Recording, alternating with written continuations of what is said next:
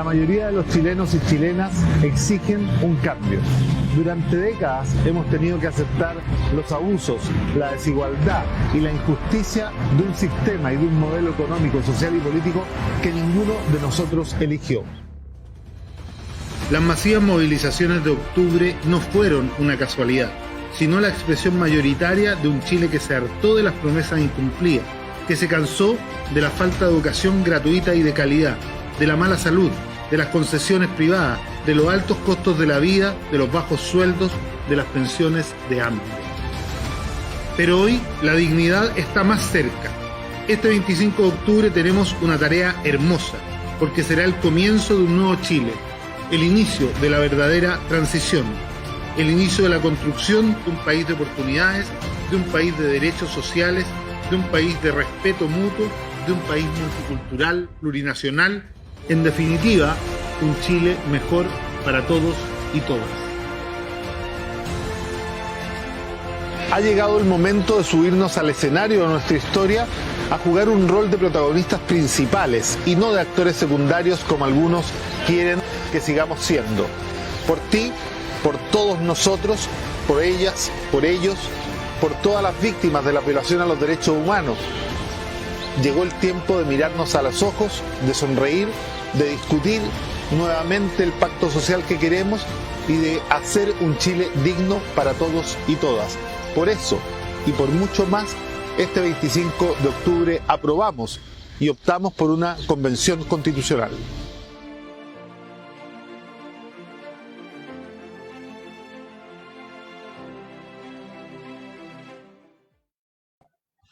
Hola, ¿cómo están? Buenas noches, gracias por acompañarnos nuevamente en un capítulo más de Pudahuel con Dignidad. Antes de empezar nuestro programa, queremos conmemorar a dos dirigentes sociales de la comuna que han fallecido ayer y hoy. Una es una dirigente adulto mayor, una persona mayor, pero de una gran trayectoria en el área de la salud, de la Junta de Vecinos y también del Club de Adulto Mayor, la señora Rosita Lamilla, quien falleció el día de ayer, o antes de ayer, y ayer fue sepultada. Y también la madrugada de hoy falleció Alejandro Cruz, un dirigente también de Junta de Vecinos de la población Monseñor Larraín, del Centro Cultural Víctor Jara, o del Centro Infantil Víctor Jara, quien también se dedicó mucho tiempo a la dirigencia social. Así que queremos saludar a estas dos personas, dos dirigentes sociales de la comuna de Pudahuel en este día. Y hoy día tenemos un programa que está dedicado a tratar de explicar los distintos contextos históricos que hemos tenido a lo largo de nuestra historia para conocer esos procesos, cómo se llegó hasta ellos, qué sucedió después, qué hubo de bien, qué hubo mal, cómo podemos avanzar y no cometer errores. Así que nos acompaña, como siempre, en esta temporada constituyente, Javiera, ¿no? y Rolando Álvarez, profesor de historia y también historiador. Así que bienvenida, Javiera y Rolando, muchas gracias por acompañar a los vecinos de Pudahuel. Hola, buenas noches. Hola, Rolando. Hola, Javiera. Hola, Gonzalo, ¿qué tal? Bien, gracias. Nos aprovechamos de saludar a Anita Rojas, Pati Quiroga, Elsa Gutiérrez, Jimena Bustamante, María Alejandra, que nos está viendo, igual que Colette Valdivia. Así que muchas gracias por acompañarnos y entonces damos inicio a este programa. No sé cómo poder partir porque hicimos las preguntas o este contexto de introducción. No sé si, Javiera, tú quieres partir con algo antes de que vamos de lleno con Rolando. Creo que me parece súper interesante que podamos ir resolviendo a través del programa cómo se han creado estos procesos constituyentes, porque si bien una de las grandes críticas que emana junto con la necesidad imperante de cambiar la Constitución en las calles, desde antes, pero masivamente desde el 18 de octubre, también es una impugnación al modelo económico neoliberal. Y sería bueno saber cómo se gestaron también estas constituciones fuera del modelo neoliberal, previas a este modelo, o en el imperialismo, no lo sé, en el colonialismo, para que tengamos en este momento una constitución como tan, con tantas falencias, como tan inoperante, que nos trajo a esta debacle en materia como de los procesos históricos que se vivieron en torno a la creación de estas constituciones, como un poco para poder entrar en la reflexión de qué vamos a hacer después de que ya gane la prueba, después de que ya gane la convención constitucional y la transformemos en asamblea constituyente. ¿Qué es lo que tenemos que hacer en ese momento? ¿Qué es lo que no podemos volver a repetir de ninguna manera? Yo creo que ese es como el hilo que sería como interesante desarrollar. No sé, Sí, mira, tú, Renato, ¿qué crees? sí, mira, yo primero que todo agradecerle la invitación a conversar con los y las vecinas de la comuna, y porque estos son temas que parecieran ser como muy lejanos, como muy distantes, o muy generales, pero la verdad que hoy día lo que nos deja el estallido social del 18 de octubre del 2019 es la conciencia de la importancia que tiene la institucionalidad para el logro o no de mejorar las condiciones de vida, que eso en el fondo el gran anhelo de la inmensa mayoría de todos y las chilenas. Entonces, lo primero que yo les partiría contando es que los momentos constituyentes en la historia de Chile tienen una característica en común, que tiene que ver con un momento de gran crisis de lo que podríamos denominar el pacto social en las sociedades. Es decir, el acuerdo de cómo se debía gobernar, quiénes debían mandar y quiénes debían obedecer y cuál iba a ser ese trato entre los de arriba y los de abajo, eso es lo que entró en crisis, ¿ya? Y eso es lo que trataron de hacer estos movimientos, los momentos constituyentes en la historia de Chile. Entonces, eso es como, ha sido, digamos, mirándolo en la larga duración histórica, ha sido algo que une, digamos, los momentos constituyentes. O sea, una situación de crisis, una situación de crisis institucional, política, y de tener que repensar la forma de cómo la sociedad chilena se iba a organizar. Entonces, claro, el primer momento constituyente es como tal vez el más conocido por todos, ¿no? Porque nos enseñan desde chicos en el colegio, que es cuando se produjo la independencia de Chile. Porque fíjense que en el fondo lo que produce la independencia de Chile, más allá de lo que nosotros nos enseñan en el colegio, una división un poquito idealizada de la independencia entre los buenos y los malos, los patriotas y los realistas, en realidad lo que hubo fue una guerra civil dentro de lo que era el Reino de Chile. Y dentro del Reino de Chile unos querían seguir al lado de España y otros querían tener una vida independiente. Y entonces ahí, imagínate, Gonzalo, cuando hay una guerra civil, qué cosa más terrible y más patente de la falta de acuerdo respecto a cómo tú debías gobernar y administrar el país. Entonces se produce una larga guerra civil que dura, en rigor, todo el conflicto desde 1810 hasta principios de la década de los años 30. Y en todo ese periodo, fíjense que son más de 20 años, Javiera, se produce una guerra y se produce una serie de ensayos constitucionales. Es decir, bueno, viejo, nos vamos a independizar de España porque hasta con España el rey era el que gobernaba, era el derecho divino, era Dios, etcétera, el que mandaba, era el que designaba, el que mandaba en nuestro reino, en el reino de Chile. Entonces ahora iban a ser los seres humanos, y bueno, ¿quiénes iban a ser? Y ahí se hacen una serie de constituciones. Hay unas primeras ensayos constitucionales, unas leyes constitucionales emanadas por Carrera, después la constitución del 23, el 27, en fin. Y todos estos ensayos constitucionales, en un momento de búsqueda, fracasan, y finalmente hay una pugna entre dos bandos, que son los pipiolos, que eran como los más liberales, y los pelucones, que eran los más conservadores. Y eso de nuevo se zanja, fíjense. Y esto que nosotros realmente, Gonzalo, nos compramos esta historia de que Chile es un país súper civilizado, distinto, ¿no? Etcétera, se zanjó ese conflicto en una guerra civil, nuevamente. Y que hay una batalla que se llama Batalla del Ircay en 1831, en donde se impone la fuerza conservadora y se constituye la Constitución de 1833. Y esa Constitución del 33 que se va a prolongar por casi 100 años, ¿no? en su vigencia, va a estar hecha a la medida de las fuerzas conservadoras que lo que pretendían hacer era restablecer el orden de dominación. Es decir, había habido una crisis de institucionalidad, Claro. y esa forma de resolver la crisis fue creando un gobierno que era una república, ya no éramos reino, pero era una república donde el presidente de la república era un tipo que tenía el poder casi total y era un verdadero dictador legal. Y la característica de esta forma, de esta primera gran forma de resolver la crisis, fue con la exclusión, por cierto, de la mayoría de la población que no tuvo participación en un país que era mayoritariamente agrario, campesino, ¿no? La gente no participa. Esto se resuelve, como se decía en ese entonces, chiquillos, se decía un arreglo entre notables, ¿no? Lo diríamos hoy día, ¿no? Las élites, ¿no? Los demás dineros, ellos resuelven creando un marco institucional súper autoritario, excluyente, en donde el presidente tenía todo el control de las cosas. Entonces se crea un régimen que supuestamente era democrático, pero que en realidad no tenía esa característica. Eso diría yo sobre el primer momento constituyente, ¿no?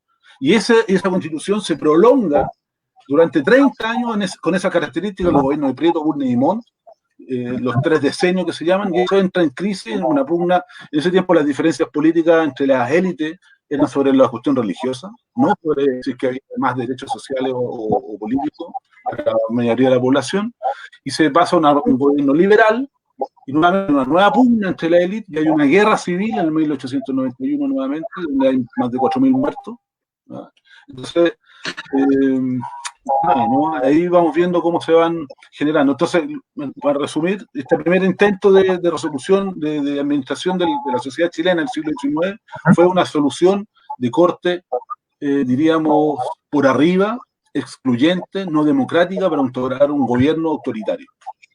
Rolando, ¿y estas fuerzas conservadoras, qué buscaban en el país? ¿Cuál era la diferencia con estos más liberales? Claro, la gran diferencia de los conservadores en ese tiempo, ellos tenían un gran acuerdo, Gonzalo, que el acuerdo era que ellos debían gobernar, que eran los dueños de la tierra, los terratenientes, y que poco a poco, a lo largo del siglo XIX chileno, bueno, fueron surgiendo algunos empresarios, llegaron algunos extranjeros, y hacia mediados del siglo XIX, esta gente va a formar lo que nosotros vamos a conocer después como la oligarquía. La oligarquía chilena es la suma de los antiguos aristócratas terratenientes que venían de la época de la colonia, los nuevos empresarios que surgen al calor del desarrollo capitalista en Chile, y la llegada de los empresarios extranjeros, ¿no? Que también, como los Edwards, los Wheelwright, en fin, ¿no? Un montón de extranjeros, y esos 3 se funden en una lógica común. Oye, que son esos apellidos de ¿verdad?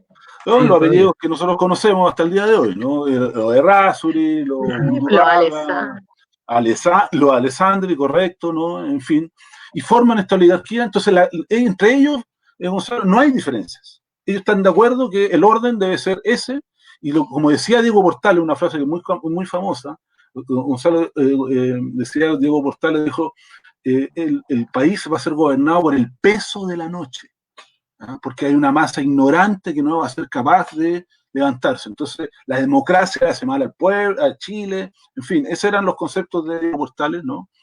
Y de crear este gobierno autoritario. Entonces, la gran diferencia entre conservadores y liberales era el papel de la iglesia en la sociedad chilena. Los conservadores eran un partido confesional que decía la iglesia que las leyes de Chile debían ser de acuerdo a la iglesia.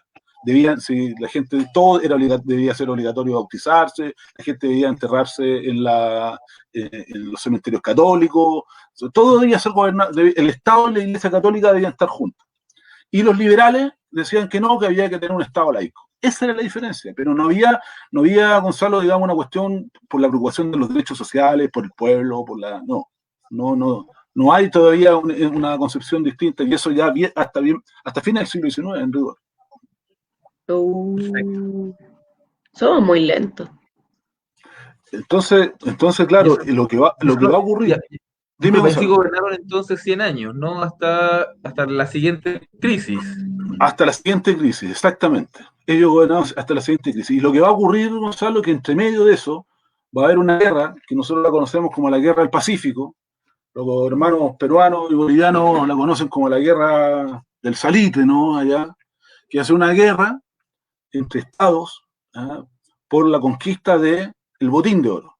en una época, fíjense que en una época, la década de 1870, hay una gran crisis económica mundial, la primera gran crisis del capitalismo, y de eso se dice el viejo, bueno, estamos todos hundiéndonos en la economía, y ¿cuál fue la tabla de salvación? El salitre.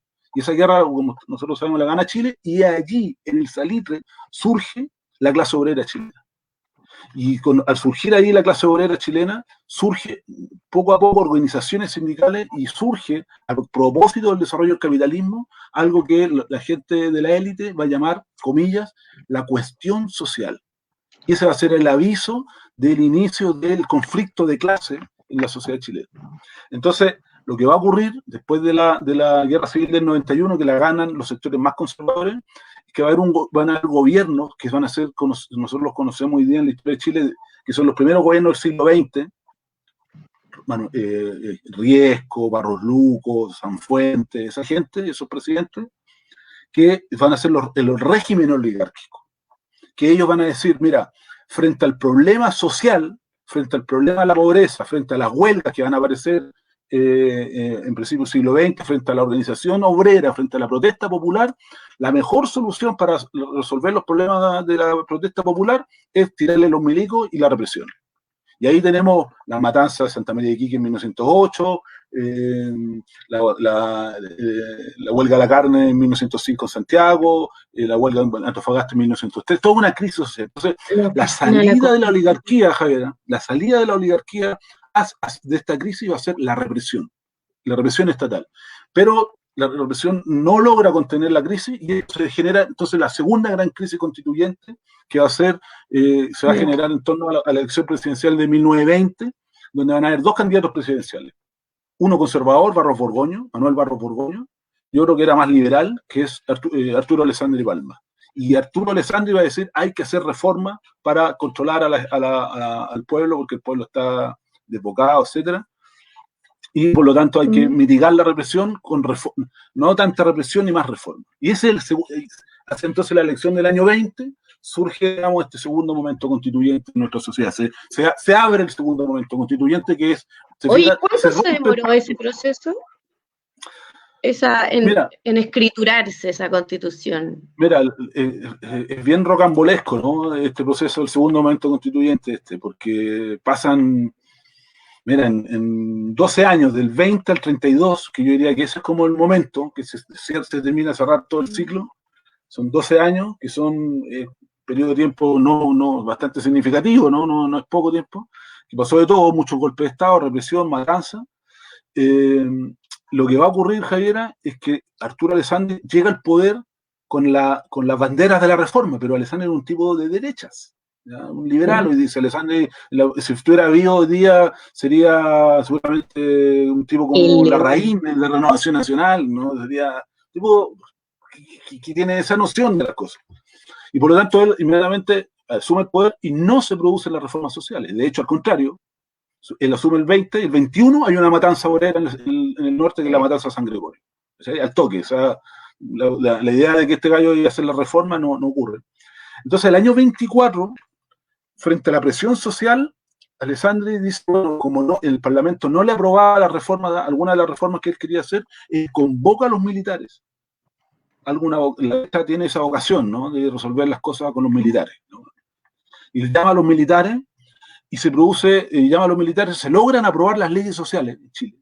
El día 5 de octubre de 1924, el 8 de septiembre de 1924, se aprueban las leyes sociales, un paquete completo, porque con la presión militar, lo que se había llamado unos días atrás, ruido de sables, porque los militares habían ido al Parlamento, entonces cuando bajaron de la escalera del Parlamento ahí en el centro, bajan con los espadines y sonaron los sables, se aprueban, entonces se aprobaron las leyes, entonces Alessandri dijo, ya, bacán, se aprobaron las leyes, ya, compadre, hacía un gusto, váyanse para la casa. Y los militares le dicen, no, señor, nosotros llegamos aquí para quedarnos, porque nosotros tenemos que asegurar que las reformas se hagan, punto 11 de septiembre, porque son los déjà vu, la historia chilena, ¿no? El 11 de septiembre de 1924 hay un golpe de Estado y Alessandri sale del país. Se va comillas, es un eufemismo en la historia de Chile, ¿no? Se va con un permiso de 6 meses para, así se le puso, permiso 6 meses fuera de Chile, se va a Francia y quedan gobernando los militares. Pero y aquí es bien complejo, ¿no? Yo no quiero entrar en mucho agobiado con detalle porque puede ser un poco enredoso, pero que dentro de los militares habían diferencias. Entonces había unos que eran más reformistas, liderados por el general Ibáñez, y otros que eran más oligarcas. Entonces los militares reformistas le dan un golpe de Estado a los militares oligarcas, que se llamó la Revolución de Febrero del 25. Y estos militares reformistas, que encabezados por el general Ibáñez, le llaman a Alessandri y le piden volver a Chile. Alessandri vuelve en marzo del 25. Y cuando Alessandri vuelve, no hay congreso y él elige a dedo una convención constituyente. Y esta convención constituyente es la que hace la Constitución del 25 y la que se va a plebiscitar en el mes, si no mal no recuerdo la memoria, chiquillos, en octubre del 25 se plebiscita esa constitución. Claro, lo que tiene entonces este segundo momento constituyente es que es una constitución que se hace en este contexto, con los milicos, con la metralleta arriba de la mesa, con el general Ibáñez como el hombre fuerte detrás de todo esto. No sé si cachan el concepto de hombre fuerte, ¿no? O sea, él no estaba gobernando, pero era el que por las sombras desde atrás era el que realmente la estaba llevando y el que la estaba... La roulette de hoy. Mucho más que eso, porque la roulette, bueno, tenía los milicos, para decirlo bien derechamente, ¿no? Entonces se aprueba esta constitución con la figura de Ibáñez como el gran trasfondo. Entonces se hace el plebiscito y Alessandri, que era muy tipo de liderazgo muy fuerte, dice: yo no estoy para esto, para que ser el monigote de Ibáñez, y se aprueba el plebiscito y renuncia a Alessandri. Y ahí está la gran pelea entre los dos grandes protagonistas de la política chilena de la primera parte del siglo XX. Alessandri y Ibáñez se la juraron, nunca más se pudieron, hasta el final de sus días, los dos se odiaron a muerte, ¿no? Una cosa de la historia de Chile, ¿no? Entonces se aprueba esta constitución, y que fíjate que en paralelo a esto es bien interesante. Mira, historiadores como Sergio Grez y Gabriel Salazar han resaltado algo que ocurrió de manera paralela a toda esta historia que ocurría desde la clase política por arriba, porque por abajo se generó en marzo del 25 la Asamblea de Intelectuales y Trabajadores, que fue un intento donde participaron los gremios de profesores, la FOCH, sindicatos, ¿no? De crear un proyecto constitucional desde abajo, ¿ya? En la asamblea de intelectuales y obreros, ¿no? Que según lo que ha planteado algunos historiadores, como el propio profesor Salazar, ha dicho que es uno de los momentos más importantes de la historia de Chile, porque fue un momento, esta instancia que se generó en marzo del 25, una instancia en donde el pueblo deliberó, donde se crearon y mostraron un proyecto constitucional, y que en el caso de Recabarren, Recabarren no alcanza a participar porque él fallece en diciembre del 24, pero el proyecto era muy de una democracia descentralizada, federalista, y una concepción política propia del pueblo. Entonces, el que el pueblo haya tenido proyectos deliberantes de constitución, ahí hay un antecedente concreto, puntual, y que, bueno, en ese momento fracasó. Ellos pensaban que iban a ser escuchados, el trabajo que hicieron era para pasárselo a Alessandri, y él finalmente no lo reconoció. No, yo creo que ahí lo que hay ahí es que eran, por un lado, esa asamblea era muy abigarrada, ¿no? O sea, había una gran cantidad de gente, ¿ya? Muchas voces. No sé si alcanzó a tener... Claro, no sé si alcanzó a tener un solo gran proyecto, no había una gran claridad de un proyecto político, ¿no? Alternativo, etc. Pero la idea era, claro, era tener un proyecto popular que fuera la disputa de las concepciones de la clase política dominante, ¿no? De lo que Gabriel Salazar denomina como la clase política civil, ¿no? Y bueno, ahí fue una instancia que esto, como les digo, estos destacados historiadores chilenos lo han destacado, ¿no? Como una instancia político-social. Bueno, se ha debatido un poco sobre su sentido, pero que tuvo esa característica, ¿no? De una instancia de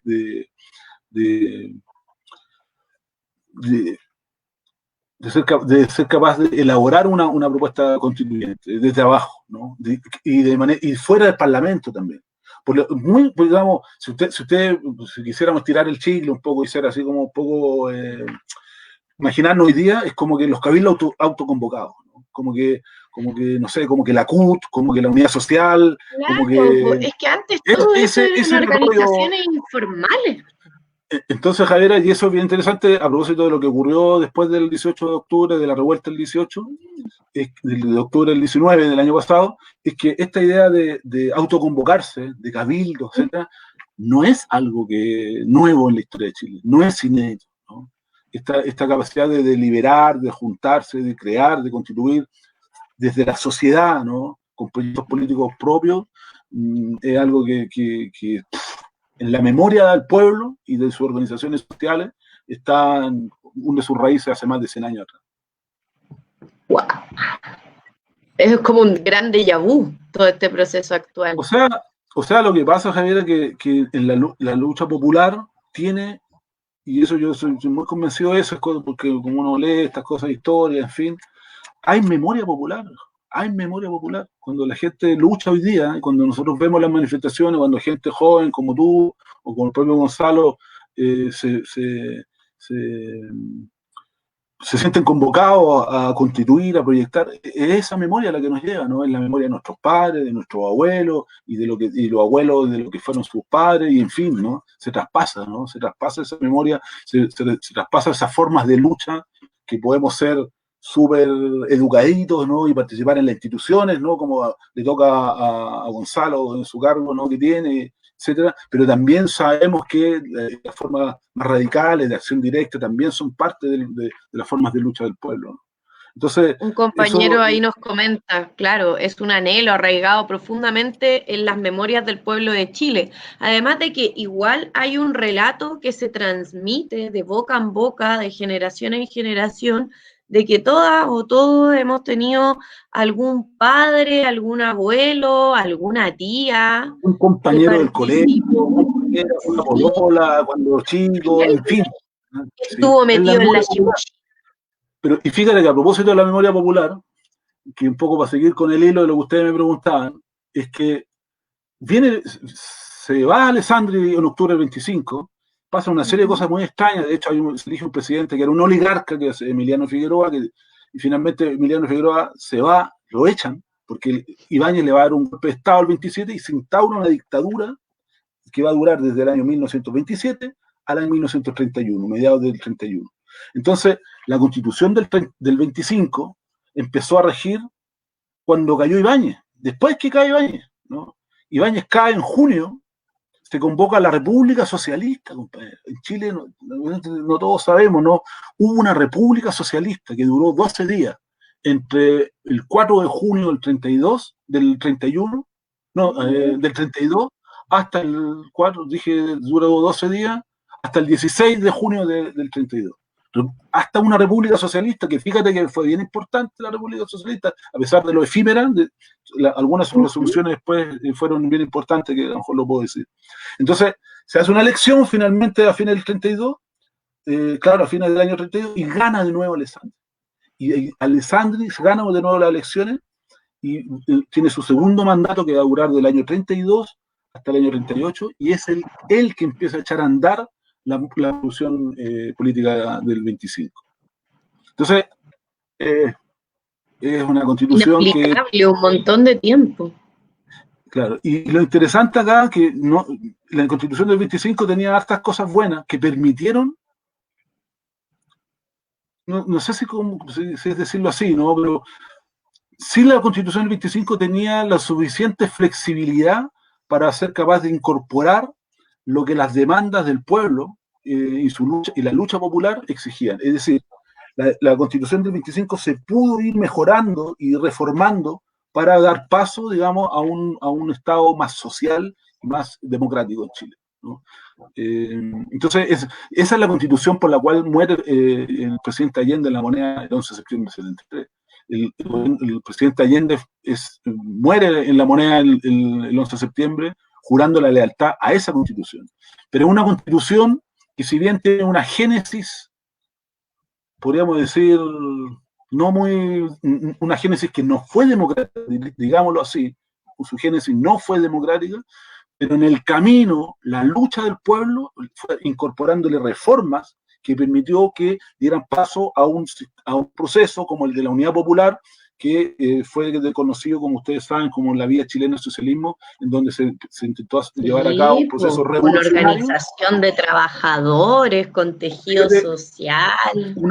Llevar a cabo una revolución antioligárquica, antiimperialista y antimonopólica a través de la vía institucional. Entonces la Constitución del 25 permitió eso, pero claro, porque fue muy reformada, ¿no?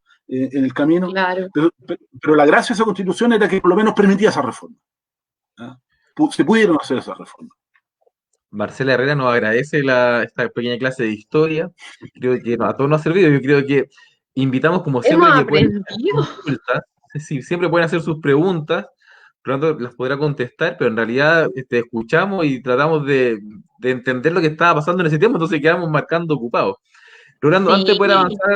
antes de poder avanzar a lo otro, en la Constitución de 1833 se hizo mirando alguna otra de otro país, más o menos qué garantizó algo, no garantizó nada, y qué positivo tenía como algo tú ya decías, qué positivo tenía la del 25, a diferencia de la del 33.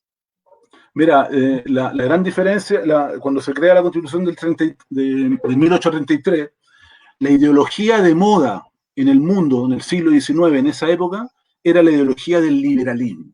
¿Y qué plantea el liberalismo? Eran los ideales de la Revolución Francesa: libertad, igualdad y fraternidad. Pero el problema era que planteaba planteaba libertad, igualdad y fraternidad, y también liberalismo económico, que es el libre mercado, lo que nosotros hoy día, la versión del siglo XIX, lo que nosotros conocemos como el neoliberalismo. Entonces, el problema, comillas, del liberalismo, que prometió a la sociedad chilena y le prometió al mundo, porque fue una revolución que se declaró en función de los valores de la humanidad, de que todo el mundo que se adscribiera a las ideas liberales iba a ser más libre, más igualitario y más fraterno, y que iba a haber soberanía y que iba a haber democracia. Y eso fue lo que contenía en el papel la Constitución del 33. Pero lo que quedó demostrado en la práctica, que como dice el dicho popular, compañero, dice, el papel resiste mucho, es que la Constitución, que tenía esos contenidos, jamás lo llevó a cabo propiamente tal de forma radical. No fue consecuente con lo que decía ese papel. ¿no?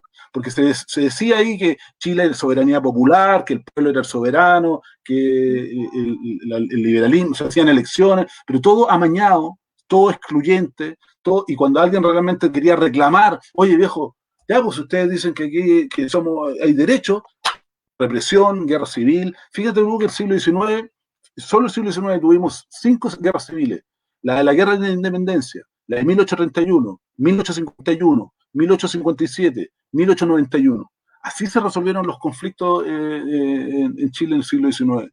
Entonces, ese es el rollo que tiene la Constitución del 33, que era una constitución liberal, pero el liberalismo en su práctica histórica no fue consecuente con los principios que habían arbolado.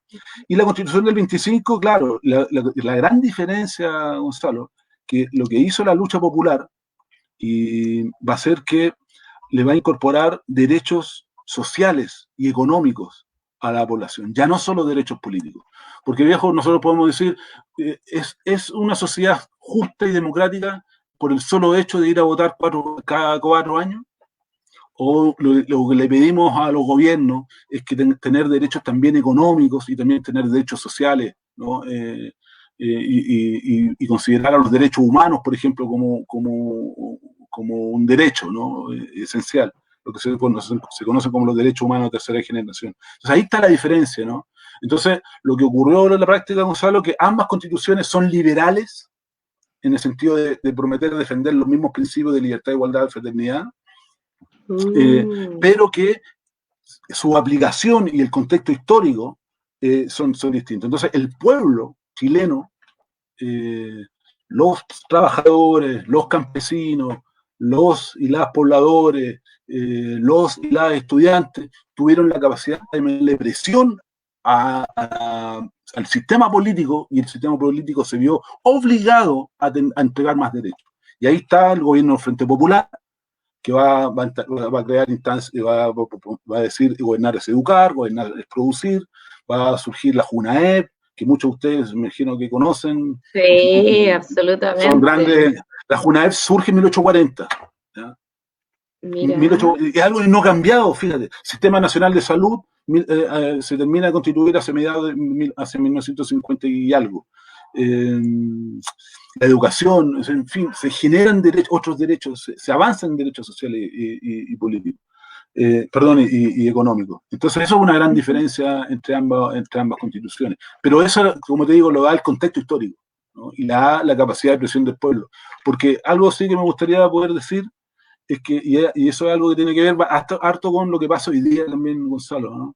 Que cada derecho que se gana, que se obtiene, no es un regalo de las clases dominantes al pueblo.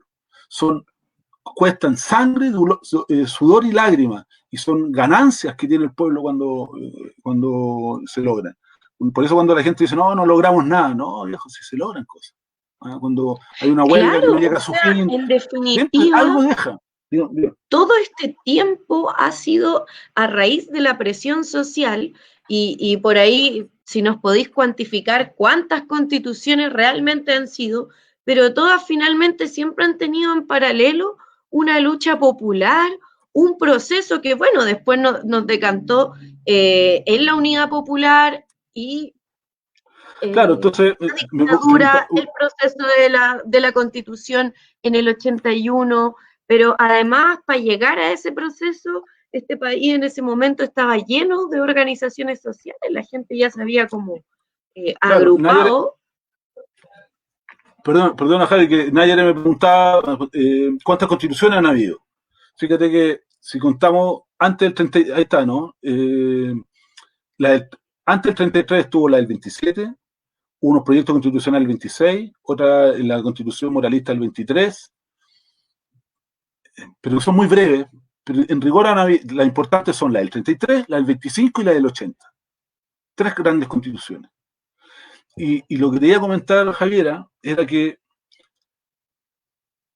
para que una fuerza política, un sector político decida bombardear el centro de Santiago para imponer su idea, que es lo que ocurrió en Chile, ¿no? O sea, realmente perdemos la dimensión de las cosas. O sea, la Fuerza Aérea de Chile bombardeó el centro de Santiago. Tiró 13 rockets en el centro de Santiago. Demencial. Eso no se ve, no sé si se ve en Beirut o en los países donde hay guerra, donde una fuerza política apela a bombardear el centro de Santiago. ¿Ya? Es porque lo que estaba pasando, sus intereses estaban puestos en peligro. Porque claro, el gobierno Allende llevó a cabo un proceso revolucionario de cambio social en función de los beneficios de la mayoría. Entonces, ¿cuál es el tercer gran momento constituyente, chiquillos? Es posterior al golpe de Estado, lo que dicen lo que piensan los ideólogos civiles y militares de la dictadura. Ellos dicen, bien, nosotros tenemos que, uno, como lo dijo el general Lee ese día, el 11 de septiembre del 73, dijo, hay que exterminar el cáncer marxista, dijo, ¿no? Hay que exterminar el cáncer marxista. Entonces reprimieron al pueblo, y cuando ellos hablan de los marxistas, a toda persona que quiera justicia social, para ellos es marxista, ¿no? Dice, aplican la represión. Entonces después ellos piensan, y el papel de Jaime Guzmán fue fundamental, porque él fue el gran ideólogo de la Constitución. Dicen, miren, nosotros tenemos que pensar súper a futuro. Guzmán, brillante, una mente brillante, es decir, tenemos que pensar a futuro. Este gobierno no va a ser eterno. La dictadura militar no va a ser eterna. Esto se va a acabar alguna vez. Entonces lo que nosotros tenemos que hacer, la maniobra, la operación que tenemos que hacer, es que cuando logremos lo siguiente, que cuando termine la dictadura, los nuevos gobiernos sigan aplicando el mismo modelo que nosotros creamos. Ese va a ser el gran triunfo nuestro. O sea, porque Guzmán era un gran admirador del general Francisco Franco, que gobernaba, el dictador de España, que gobernaba España. Y él vio lo que le pasó a Franco. Franco muere en 75, no me recuerdo, 75 o 76. Entonces, justo después del golpe de Estado en Chile. Y Franco muere, y él todo pensaba para que hubiese su sucesor, pero en realidad muere Franco y se desarma toda la herencia franquista en 2-3 años. Entonces dijo, nosotros no nos debe pasar eso en Chile, que nosotros no tienen que volver los marxistas. Y esa es la idea que hay detrás de la Constitución del 80. Esa es la idea final. Es un cepo, viejo, ¿no? Como dijo Tomás Mulián. Es un cepo, es una trampa para evitar que se vuelvan a producir procesos que permitan los derechos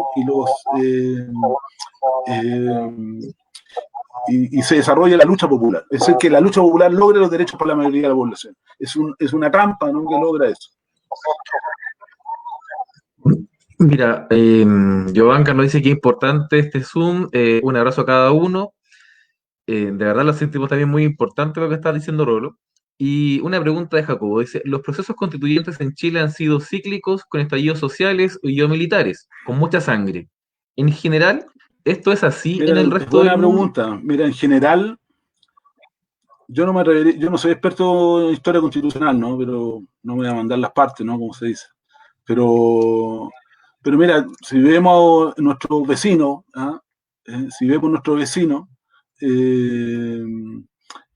por ejemplo, el caso de lo que ocurrió en Bolivia, que ocurrió hace no tantos años atrás.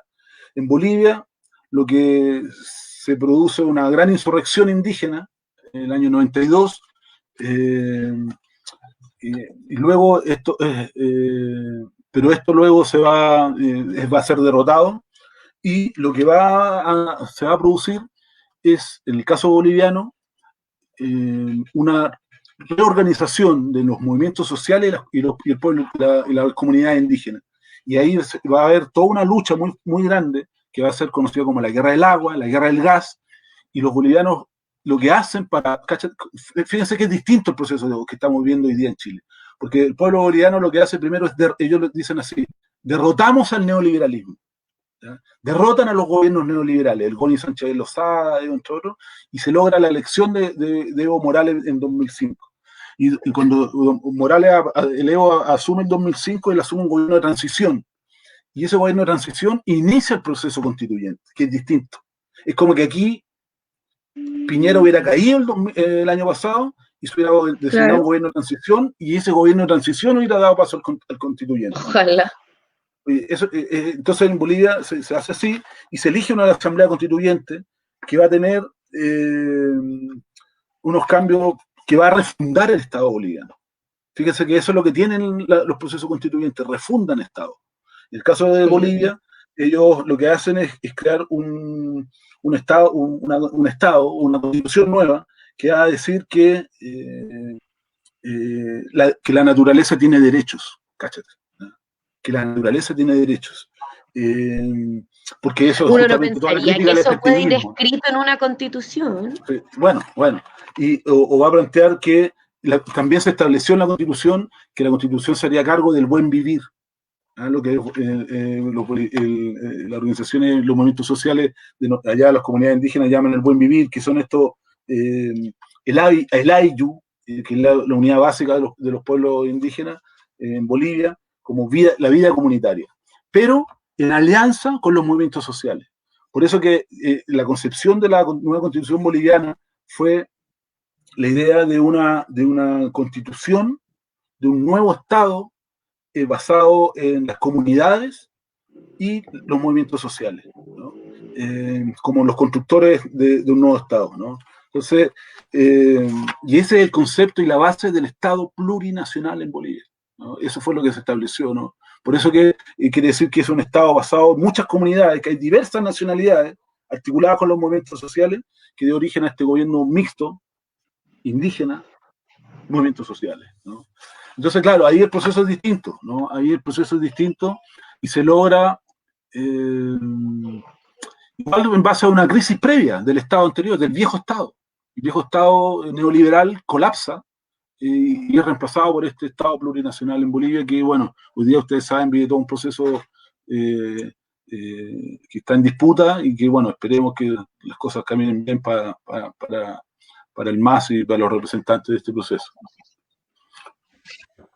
Rolando, hubo avances, entiendo que hubo avances entonces en la del 25 comparada con la anterior. En la del 80 hubo retrocesos, se retrocedió mucho, dejó muy amarrado el sistema, perdimos alguna garantía que estaban establecidas de antes. Claro, mira, lo que ocurre, lo que hace la Constitución del 80, crea una figura que se llamó, el concepto de sociedad que creó la Constitución del 80, se resume en el concepto de democracia protegida. Eso establecía. O sea, era una democracia con apellido. ¿Ya? Y cuando tú ya le vas poniendo apellido a las cosas que son como ya como que no es democracia propiamente tal. Entonces es una democracia protegida. Y que establecía una serie de normas que lo que se puede hacer en resumen es para resumirlo en pocas palabras, establecía un régimen no democrático. No solamente que hubo retroceso, Gonzalo, sino que hubo una pérdida total, ¿no?, de derechos sociales, económicos y políticos, ¿no?, porque estableció un régimen no democrático. Entonces, en la primera versión de la Constitución del 80 era así, ¿no? Había un artículo, el artículo 8, que decía que estaban prohibidos los partidos que tenían tal y tales planteamientos sobre la lucha de clases. Se promovía. Se va a aprobar, se va a establecer en rango constitucional que Chile es un Estado subsidiario. Por lo tanto, en Chile, la Constitución prohíbe que el Estado tenga empresas públicas. El Estado chileno no puede tener empresas públicas, ¿no?, que había sido la base del proceso anterior, el proceso político anterior, que había sido la industrialización de nuestro país. Entonces, establece esta situación y establecía además, en términos políticos, que las Fuerzas Armadas eran garantes de la democracia. Es decir, si que en algún momento las Fuerzas Armadas estimaban que el régimen estaba en peligro, ellos tenían el derecho de intervenir en la vida política chilena. Entonces, cuando termina la dictadura militar, lo que va a ocurrir, efectivamente, es lo que de alguna manera había pensado Jaime Guzmán, ¿no?, que se va el dictador, asume el nuevo gobierno democrático encabezado por Patricio Aylwin, pero las bases políticas de la dictadura se mantuvieron intactas. Se van a mantener intacta el modelo económico, se va a mantener intacto la constitución política, se van a hacer reformas, ¿ya?, y se van a ver, y también en la economía van a haber algunos maquillajes, pero lo que va a predominar va a ser la continuidad de las políticas laborales, las políticas sociales y el enfoque neoliberal del gobierno. Es lo que Manuel Antonio Garretón, el sociólogo, un famoso sociólogo chileno, denominó como lo que hizo la Concertación, un neoliberalismo corregido, lo que hizo la Concertación. O sea, tenemos dos momentos neoliberales, la dictadura y la Concertación, que es un neoliberalismo un poquito mejorado, comillas, ¿no?, pero neoliberalismo al fin y al cabo. Por supuesto. Yo creo que como que hay no sé cómo decirlo, como un tránsito entre que, bueno, tú mencionabas que vino la oposición a la Unidad Popular. No hay nada mejor que bombardear el centro de Santiago. Nos empujó a un estado de dictadura totalmente temeroso que se arrastró en el proceso de esta pseudodemocracia de la mano de la Concertación. Y después los hijos, y ahí yo como que avanzaría un poco como que finalmente hay una generación muy 90s también que se ha tomado la política pública, 80s también, se intenta tomar los espacios de política pública, pero también hay algunos hijos sanos de la Concertación que nos trajeron a un poco como a querer apagar este estallido iniciado el 18 de octubre, porque hay como una pugna que se viene arrastrando hace mucho rato. No es que el 18 de octubre nos hayamos dado cuenta que la Constitución es pésima y había que cambiarla. Hay un proyecto político como de 30 años atrás, que también lo llevaba la compañera Gladys respecto de que tenía que haber asamblea constituyente para crear y constituir como un nuevo Chile, pero estaba ahí el miedo de la sociedad a manifestarse, a que le volvieran a bombardear el centro o el meollo de Chile, y Y creo que todavía hay una resistencia a dejar este modelo de vida que ha resultado tan terrible. Yo creo que por eso la Concertación siempre se sintió muy cómoda en el capitalismo, en el neoliberalismo, y no se deshizo, no quiso deshacerse de las reglas que ya habían sido establecidas por la dictadura.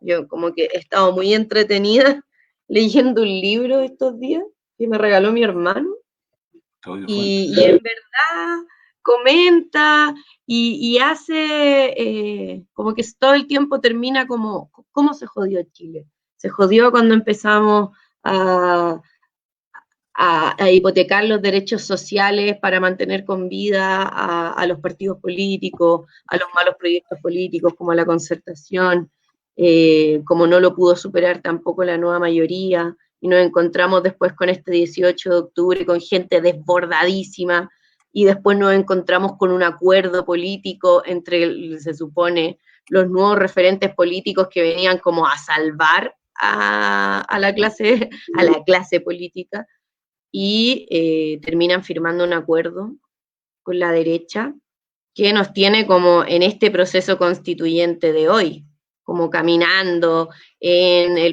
todos haciendo campaña o el plebiscito, todos después pensando quiénes van a ser candidatos, espacios políticos entregándole los espacios de franja a las organizaciones independientes, como un poco haciendo justicia de quienes realmente estaban llevando este alzamiento social en la calle. Pero siento que igual estamos repitiendo la historia, Rolando. Siento que repetimos los... Yo lo que te diría es que la historia no se repite. Algo que los historiadores y las historiadoras más o menos tenemos ciertos acuerdos, que la historia suele no repetirse. La historia tiene ciertas regularidades, ¿ya? Pasan cosas que uno puede proyectar, que calculando con lo que pasó anteriormente, uno puede proyectar lo que puede pasar a futuro. Pero es bien interesante lo que ocurrió en la coyuntura chilena actual, en este, diríamos, 1, 2, 3, cuarto momento constituyente de la historia de Chile, si pensamos como momento constituyente el siglo XIX, el XX, el 80 y ahora, ¿no? Lo primero, como va a sopesar bien en el momento, es un momento importantísimo en la historia de Chile. Nos estamos viviendo, como se dice, un momento, como decimos los historiadores, cargado de historicidad hoy día. Vivimos días cargados de historicidad. Son épocas que van a ser estudiadas por los futuros y futuras historiadores del mañana, ¿no? Nosotros somos partícipes de esto, nosotros vamos a poder, cuando seamos viejitos, vamos a contar si yo participé, yo estuve, nos van a preguntar sobre esto. Es un momento muy importante en la historia de Chile. Eso es lo primero que quiero decir, y por eso es tan importante participar de él. Lo segundo es que es una época que es muy distinta al Chile del siglo XX. Estamos ya bien metidos en el siglo XXI, un conflicto, una sociedad bien distinta, un sistema también muy distinto. Entonces, yo diría que a propósito de lo que fue el Acuerdo por la Paz de noviembre del año pasado, es que lo que está puesto hoy día en el centro es que el sistema político, que antiguamente era bastante efectivo en ser capaz de canalizar y de expresar la demanda social, o sea, la sociedad por un lado y el sistema político por otro, había sintonía entre ambos. Tal vez algo que caracterizó mucho al Chile del siglo XX, y tal vez algo que a la Concertación en sus primeros años también le funcionó, donde la sintonía entre el sistema político que corría acá y el sistema y los movimientos sociales que estaban acá y la sociedad que está acá, había sintonía. Pero lo que colapsa el año pasado, lo que te revienta en la revuelta del año pasado, es la incapacidad del sistema político de canalizar y representar las demandas sociales. Entonces, por eso, que lo que representa el Acuerdo por la Paz fue algo bien patético, ¿no? En realidad, cuando los representantes del sistema político, o la mayoría de los representantes del sistema político, se abrazaban y lloraban entre ellos y decían, pucha, que le hicimos bien, y dijeron, ya, llegamos a acuerdo, chiquillos, dejen de protestar, le dijeron a la gente. Porque dijeron, nosotros somos los representantes de ustedes, pues así que ya ahora tienen que dejar de protestar, tenemos que volver a la normalidad, acuérdense cómo fue eso. Entonces, ¿qué fue lo que pasó? ¿Cuál fue el hecho después del acuerdo por la paz? Siguió la protesta. Murió una persona en Plaza Dignidad. Porque hoy día el sistema político, y ese es el gran desafío de los políticos y de las políticas, y a quienes nos gusta la política y hacemos política, es volver a encontrar la sintonía fina con los representantes de la sociedad y con lo que quiere la gente. ¿Ya? Entonces, el proceso y la votación que vamos a tener el 25 de octubre nos abre la posibilidad de un proceso constituyente, algo inédito en la historia de Chile, de hacer una constitución en democracia y con representantes, y que hay que votar acuerdo y hay que votar por convención constituyente además, porque la convención constituyente es lo que nos permite tener una asamblea constituyente paritaria, que sería por primera vez en la historia de la humanidad. Ninguna otra parte del mundo había una asamblea constituyente paritaria. 50% hombres, 50% mujeres. Y eso solo lo asegura la alternativa de convención constituyente. Entonces es un momento muy expectante, muy importante.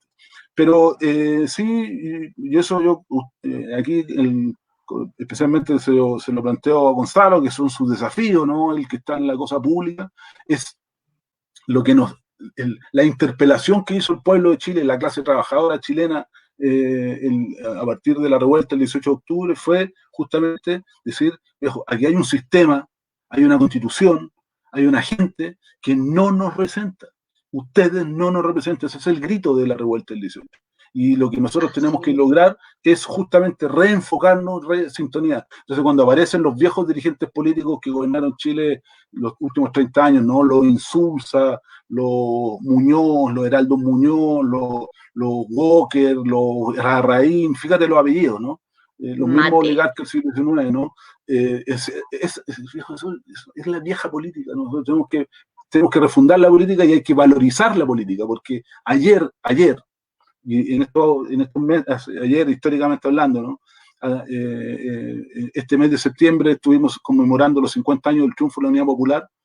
Por supuesto. Fue la política la que permitió abrir un proceso de cambio social y para mejorar la situación de la mayoría de la población, para que la gente logre un mejor vivir. Entonces hay que recuperar la política para el pueblo. Y eso yo creo que es el gran desafío que tienen ustedes que están en esto, ¿no? De la política. Oye, el comentario de la Adriana, presidenta de la Junta de Vecinos del Arenal. Ya basta que dejen de atemorizar con el cuento que vamos a hacer como Venezuela. Creo que Chile diseñará una constitución de acuerdo a nuestras necesidades y valores, no a copiar sistemas ajenos como creen los políticos negativos que no quieren cambios. Saludos, bueno, Adriana. Me encantó. Grande, muy bien, Adriana, ¿no? Tal cual. Y fíjense que nosotros no tenemos ninguna necesidad de copiarle a nadie, porque si hubo un momento de originalidad histórica y de pensar con cabeza propia y de desarrollar acá un proceso político original, fue la vía chilena al socialismo encabezada por Salvador Allende, ¿no? Y la Unidad Popular, que era decir, vamos a ser capaces de hacer un cambio social revolucionario, ¿no? De antioligárquico, antiimperialista, que va a conjugar socialismo y democracia en un solo momento histórico. Nuestro país, la clase trabajadora chilena, es una clase que tiene historia de tradición democrática. Así que todos los fantasmas y los cucos de Chilezuela y todas esas campañas del terror que también son muy antiguas, hay que, claro, como dice la compañera, espantarla, porque si alguien tiene una tradición democrática acá, son las fuerzas del cambio social. Las fuerzas que han sido partidarias del cambio social y político en Chile no han participado en ningún intento de golpe de Estado en la historia de Chile. Ni una vez, en ninguna ocasión, las fuerzas de izquierda participaron en intentonas golpistas, ¿no? Algo que ciertamente la derecha no puede decir, y la democracia cristiana tampoco, ¿no? Entonces, aquí, ¿quiénes tienen que venir a darle, que ellos nos vengan a dar? Las fuerzas izquierdas jamás en Chile participaron en gobiernos que violaron los derechos humanos, o que violan los derechos humanos, ¿no? De manera sistemática. O sea, que vengan a dar a esta gente lecciones de democracia y de pedir certificados de buena conducta, realmente es una broma, ¿no? Menos este gobierno que tiene tiene los papeles ultra manchados al respecto. Rolando, Nadie entiende cómo sigue siendo gobierno. Como tú bien dices, todo lo que he dicho está de maravilla, pero hay que darle un aire, ¿no? Y tú planteas de que había que sintonizar con las necesidades del pueblo. Pero esta semana hemos visto unos manotazos de abogados impresionantes con esta ley que establecía inhabilidades para que no existiera una silla musical entre un cargo y otro, ¿no? Y se había aprobado, entonces le prohibía o impedía, bueno, fue una ley que limitó las reelecciones, cosa ya que bueno que se pudo implementar. Pero estas personas que aparentemente van a quedar sin trabajo, que no entienden que esto es un servicio público, no que es un trabajo, ya están viendo cómo poder postularse a otro cargo. Y además sin perder el sueldo, porque perfectamente los alcaldes y alcaldesas que hoy día están en su ejercicio del cargo como alcalde o alcaldesas y quisieran postular a diputados, senadores u otros cargos, tienen plazo para renunciar, tienen que renunciar en un mes y medio más. Pero ellos aparentemente no quieren eso y quieren seguir teniendo el cargo hasta abril o hasta junio, cuando dejen su cargo, el ejercicio de su cargo, y en realidad no quieren competir o no quieren una libre competencia y están presionando porque hoy día se apruebe esta ley que limitaría o que impediría esas inhabilidades. Y vemos a parlamentarios, senadores, diputados, que hoy día están en el Congreso, que han estado por años, que han pasado de un sillón a otro, donde ahora quieren volver a las comunas a ser alcaldes de esas comunas populares. En realidad es no entender nada de lo que está sucediendo y seguir viviendo de un modelo que ha sido nefasto todos estos años. Qué manera de raspar la olla al Estado, estos locos, perdón. Sí, mira, una de las cosas que debería de tener la nueva constitución que vamos a hacer, debería ser la revocabilidad de los cargos públicos, ¿no? Porque gente que está en el poder pueda ser revocada en medio de su mandato, ¿no? Que tiene algún cargo de responsabilidad política. Mira, lo que tú cuentas, ¿qué te quieres que te diga, viejo? A mí no me extraña un ápice, ¿no? Si son los mismos, viejo, son los mismos, ¿no? Entonces, cuando tú ya estás convertido en alguien que se sirve del Estado, se sirve del cargo, ya no es un servidor público, como tú bien definiste, es porque ya se invirtieron todos los papeles, ¿no? Ya se fue, como dijo la Javiera recién, se jodió todo, ¿no? Nos jodimos, ¿no? Lo perdimos. Entonces, esos son el tipo de cosas que hay que retomar, ¿no? Y la apuesta de poder, de lo que nos deja esta experiencia, es que hay una sociedad que sí le interesa la política. A los chilenos y a las chilenas sí le interesan sus condiciones de vida, sí se preocupa de su vecino, sí se preocupa de las cosas. Entonces, lo que se abra ahora en el proceso constituyente tiene que ser un proceso en que logremos tener un importante apoyo para quienes puedan elaborar una constitución que tiene que tener principios sociales y políticos que aseguren el bienestar de la población. Perfecto. Mira, yo creo que había una pregunta de esta invitación al programa que era ¿qué errores no teníamos que volver a cometer? Yo no sé si en realidad el pueblo ha cometido los errores, yo creo que han sido unas trampas y en realidad poco espacio ha quedado para el manejo, pero hay cosas que no deberíamos repetir. ¿Qué podría ser eso? Mira, yo creo claro, yo creo que el concepto, como tú dices, la pregunta es compleja, ¿no? Pero ¿qué cosas yo creo que se agotaron en el Chile de hoy? ¿Qué cosas se agotaron en el Chile de hoy? Se agotó la idea de que el libre mercado soluciona todos los problemas. La idea de que la iniciativa privada es sacrosanta para solucionar los problemas habitacionales, de salud, de educación, de todo, ¿no? Entonces nosotros tenemos que tener, por lo tanto, en vista un nuevo proyecto de desarrollo nacional, ¿ah? En donde se incorporen y repensemos entre todos, porque evidentemente yo no tengo la fórmula, yo no me la sé, ¿no? Yo no, y ninguno de nosotros por sí solo lo sabemos, pero un proyecto nacional sí que contemple la crítica al extractivismo, el cuidado de la naturaleza, un proceso de industrialización, de tener industria propia, con derechos laborales, con una educación, con garantías, con una sociedad de derechos, con una sociedad de derechos, ¿no? Para todos y todas y todes, ¿no? Me parece que la cosa va por ahí, ¿no? Nuevo modelo de desarrollo, sociedad de derechos y un Estado importante, fuerte, que tenga presencia y que tenga capacidad de poder asegurar un país que sea más igualitario, ¿no? Que no vuelva a ocurrir, por ejemplo, que es una de las grandes crisis, ¿no? Que las pensiones estén en manos de los privados, ¿no? Como lo que ocurre hoy día, ¿no? Que tal vez una de las grandes heridas que dejó la dictadura con el sistema de fondo de pensiones, ¿no? Entonces yo creo que por ahí va, ¿no? Por ahí va. Y el código del trabajo. Por cierto, el Código del Trabajo, que hoy día, como Javiera lo recuerda, todavía estamos regidos por la ley, el denominado plan laboral elaborado por José Piñera en el año 79, ¿no? Donde todavía hay una ley que debilita el movimiento sindical y que favorece a los empresarios, ¿no? Entonces, esas son las cosas que se agotaron en Chile, ¿no? Se generaron un hastío, Gonzalo. Si lo que expresa el 18 de octubre es el hastío, el agotamiento, es el decir, basta, ¿no? Ya no aguantamos más esta cuestión. Que nos engañan, que más encima que una clase política, los dirigentes políticos, los ministros del gobierno que se burlan de la gente, que levántense más temprano, que ustedes van a las 5 de la mañana a conversar a los consultorios. Basta de eso. Eso es lo que se agotó, viejo. Y eso es lo que tenemos que modificar en nuestro país. Así es. Rolando, estamos terminando el programa, estamos pasados 6 minutos, tratamos siempre que dure una hora, se nos ha pasado el tiempo volando. Yo creo que hay muchos comentarios que te dan las gracias. Marcela Herrera, voy a levantar ese.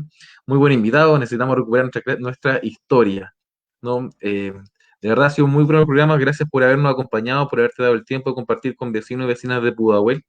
Hay hartas cosas vecinas que están pasando en la comuna, no nos da el tiempo de poder explicar todo, pero infórmense, nosotros a través de la concejalía estamos tratando del Facebook o de otros medios de estar informando lo que sucede día a día. La próxima semana nos va a acompañar Daniel Jaude en este programa. Ya estuvo una vez y nos va a acompañar el día 1 de octubre. ¿Sí? Esperamos tener también un muy buen programa como el que hemos tenido hoy día. Rolando, unos minutos para despedirte, para algo que le quieras decir. Un minuto libre. El minuto de confianza. Muchas gracias a ustedes por la oportunidad de hablar un poco de historia de Chile, que no siempre la gente se da el tiempo de escucharnos, las cosas que nosotros transmitimos. Y un saludo y un abrazo a todas las vecinas y los vecinos de Pudahuel, ¿no? Gran comuna llena de historia y tradiciones de lucha. Perfecto. Muchas gracias, Rolando. Javiera, ¿un minuto? ¿Todavía sigue siendo mañana el plazo de los derechos de aseo? Sí. Hasta mañana se pueden enviar los documentos para poder tramitar la exención de los derechos de aseo. No tiene nada que ver con la clase, pero yo he estado todos estos días en la mañana atendiendo afuera, varios de ustedes me han visto, pero hasta mañana se puede hacer ese trámite. En realidad es algo muy de pega, pero que es súper importante a la gente. Y también yo me voy a tomar un minuto para comentar lo que está sucediendo en Pudahuel Sur, en travesía con La Estrella. Es bueno hacer también parte de historia. Allí esos terrenos eran del ejército. El ejército construyó casas para los uniformados y quedó una reserva del propietario, que era esa franja que está en La Estrella, donde hoy día hay una sala cuna y un sitio eriazo, y ellos lo vendieron. El ejército, que lo había recibido del fisco, ese terreno, luego lo vende a una inmobiliaria. El municipio varias veces intentó comprar ese terreno para construir una comisaría o un liceo, y el ejército nunca se lo quiso vender a la municipalidad de Pudahuel. Hoy día vemos cómo se lo vendió a un privado, y ese privado pudo solicitar un permiso de edificación en base al Plan Regulador Metropolitano de Santiago del año 94. Es un plan regulador que permite la construcción en altura de 30, 40 pisos sin ningún problema. Y por eso era tan importante el año pasado aprobar el cambio al plan regulador para evitar que tuviéramos construcciones como esa en cualquier parte de la comuna. Lo que está sucediendo, lamentablemente, sin querer defender a nadie, no es culpa de la municipalidad, son las leyes que son a favor de los empresarios y también de esta legislación tan manga ancha para el ejército, en la que hoy día vemos también cómo ellos han hecho tantos fraudes con estas libertades que han tenido. Ese es el minuto que quería aprovechar. Gracias, Rolando. Gracias, Javiera. Muchas gracias a todos los que nos Chao, acompañaron Gonzalo. hoy día. Estamos Chao, viendo que estén Javiera. muy bien. Saludos a los vecinos, a las Chao, vecinas. Rolando, Chaitos, que estén bien. gracias. Chao.